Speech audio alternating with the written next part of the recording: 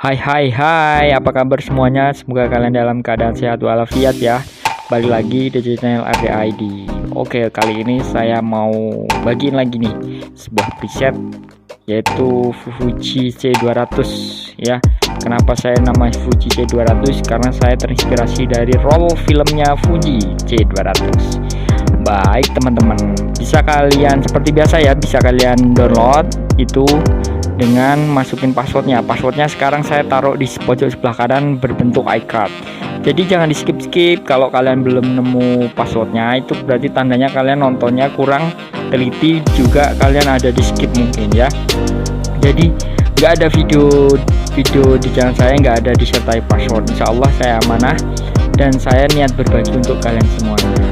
Baik teman-teman, untuk kalian yang pingin request atau ada nih sebuah preset kalian belum nemu, boleh tuh kolom di komentar gitu ya, preset apa yang pingin kalian request atau kalian bikin gitu. Mana tahu ada sampelnya, bisa kalian DM di Instagram.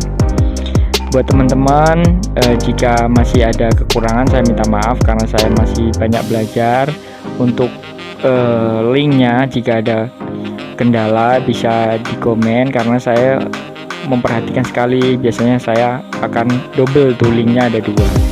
Oke teman-teman, terima kasih yang sudah like video ini dan tonton video ini, jangan lupa subscribe ya. Oke, langsung saja kita ke tutorialnya.